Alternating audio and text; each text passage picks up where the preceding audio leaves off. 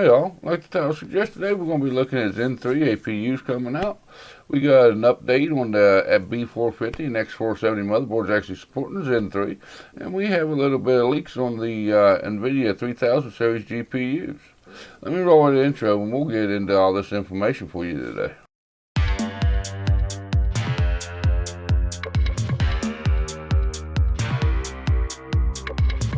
Alright y'all. Like I said in the intro and the title suggests, today we're going to be taking a look at Zen 3, the APUs coming up for the upcoming 4th gen Verizon. And AMD is also going to start supporting Zen 3 on the B450 and the X470 motherboards. That's a big step forward for AMD, but of course with all the heat they've been taking, I figured they'd end up doing something like this. And we also have some leaks on the 3000 NVIDIA graphics cards. Now these leaks and the APUs is also kind of questionable in my mind yet, because I'm not sure if AMD's actually confirmed the Ryzen 3rd gen APUs yet.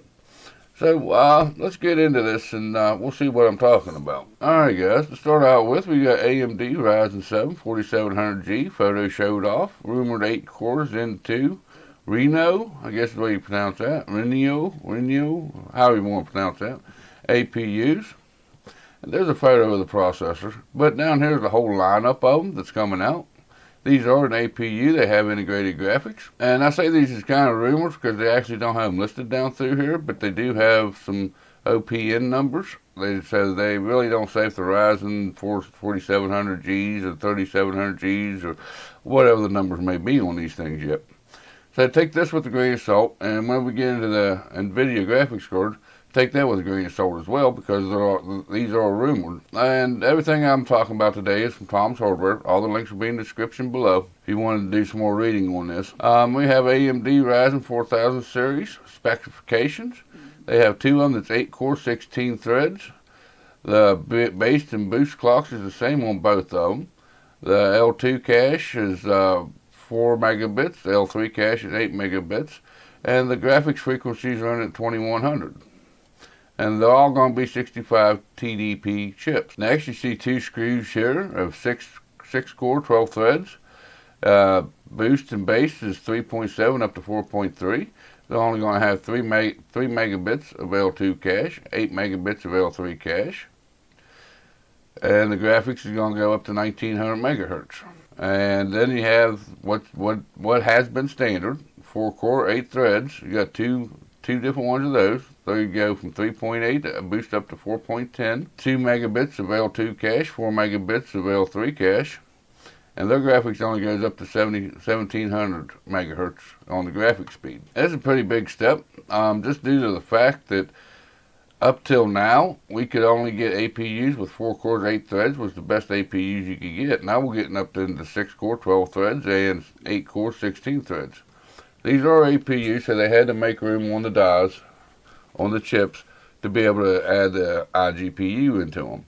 So these probably ain't going to be performing, the CPUs probably ain't going to be performing up to the standards of what you would get if you went with something that didn't have integrated graphics. Now, are these going to be Vega graphics? I'm going to assume yes, but there's no clarification on that in this article.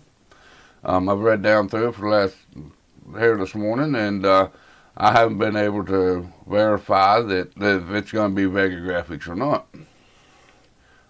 They do have an integrated iGPU frequency and native support for DDR 3200 RAM. But that's just kind of a breakdown of what AMD is, or what they say AMD is going to be releasing as far as the new APUs coming. And I like it. I like the idea of an APU. Like I say, you will give up some performance from the non-APU chips because of the integrated graphics. It's like I said, you will be losing some performance on the CPU side to be able to have the iGPU. It's unfortunate that, you ain't going to be able to get as much CPU power out of these as what you will the ones without integrated graphics. But it also makes sense because it does take up some of the chiplets and whatnot on the CPU to be able to add them GPUs, the iGPUs. But I think it's going to be moving in the right direction. Up till now you could only get 4 core, 8 thread with an iGPU. Now you're getting all the way up to 8 core, 16 threads. That's a pretty big improvement. I mean, that's doubling what you can get out of the CPU power and still have a decent iGPU. Not sure if it's going to have Vega graphics, but I'm assuming that it will. It may be something different. The article really don't clarify what kind of iGPU it's going to have installed in it, but it does have the frequencies listed. So yeah, that's what we know about the APUs. I think it's a good thing. I think it's going to, these chips is going to get you more into the gaming side of things on a budget. Depending on what the price is going to be on these things, that's going to be a big factor. If you're really on a tight budget, I recommend starting out with an APU system like 3400G or something, and then work your way up to a graphics card. Then you can always replace your CPU afterwards. And these chips are going to give you a lot better gaming performance right out of the box, or when you first build that kind of system. But we'll have to see what the performance looks like on these things. Now we have a update from AMD. AMD has confirmed this. The B450 and X470 motherboards will be supporting Zen 3. Previously, when they started talking about Zen 3, you have to have a B550 or a B570 motherboard to support these processors. On 5/19, it came out that AMD reveals cursors will enable Zen 3 and Ryzen 4000 support on B450 and X470 motherboards. Like I said, the links for this will be in the description below if you'd like to check it out. Here's the chart that everybody's used to looking at on this. It used to be that the X470 and B450 wouldn't support the 3000 series GPU right here.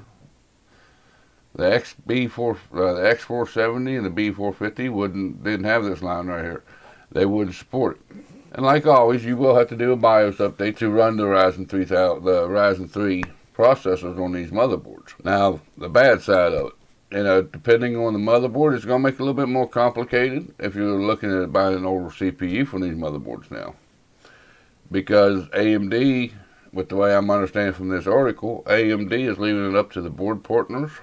They're going to have to cut down some support for older processors to make room for these newer processors. I'm going to say most likely it's going to be the 1000 series processors that get cut out, probably the Athlons and whatnot, because I don't think a whole lot of people are using them chips with these motherboards.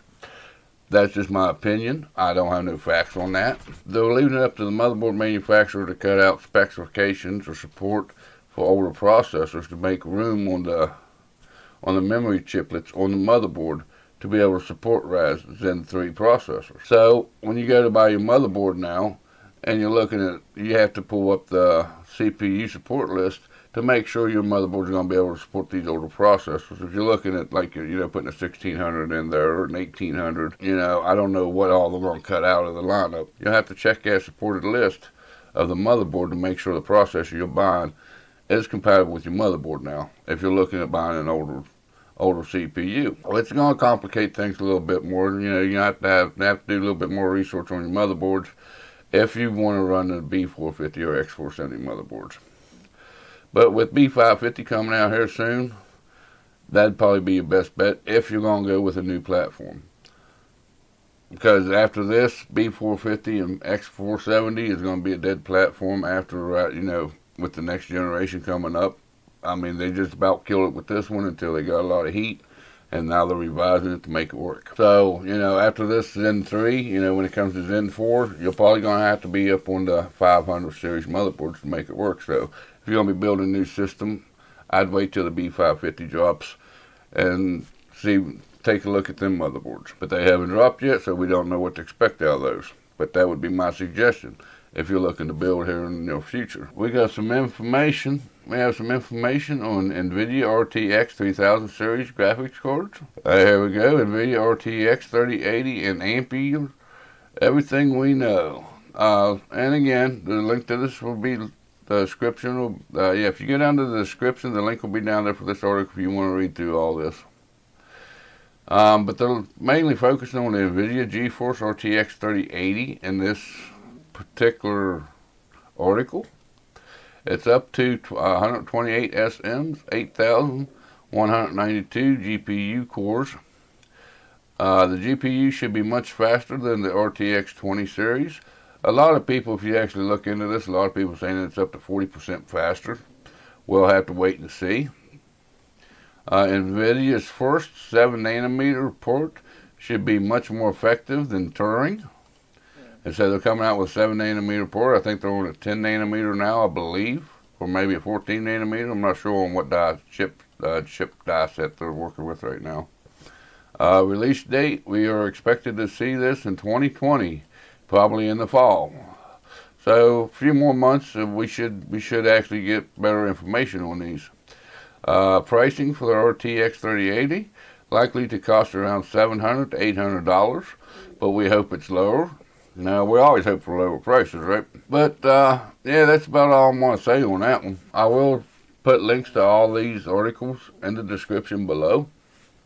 Where you guys can go read them yourself. This is all from Tom's Hardware, which I've trusted Tom's Hardware for a long time for their information. The NVIDIA 3000 series card and the APUs from Ryzen 3rd Gen, or Zen 3, I should say. Them are leaks. They are not confirmed, so take them with a grain of salt. But usually, rumors is usually at least partially right, if not all the way right. So kind of take it with a grain of salt, but it kind of looks into the future of what we can expect here this year with AMD APUs and with NVIDIA 3000 series graphics cards. And I think it's pretty cool that AMD's went back and revisited that, and they're going to make the B450 and X470 motherboards compatible with Zen 3. I think it's a very wise choice on their part. This is going to pretty well wrap it up for today's video, guys. There's also links in the description down there if you'd like to come over and follow me on Instagram and Twitter. The links will be down there, along with the other links in this video. Also, if you like this kind of content, make sure you give me a thumbs up. If not, give me a thumbs down. There's that comment section below. I'll go through them, and I try to answer every one of them that comes in for right now. And I normally do them on Saturday morning, 11 o'clock Eastern Standard Time on my live show. And with all that being said, you all take care out there. You all have a good day. And I'll see you in the next video or live stream.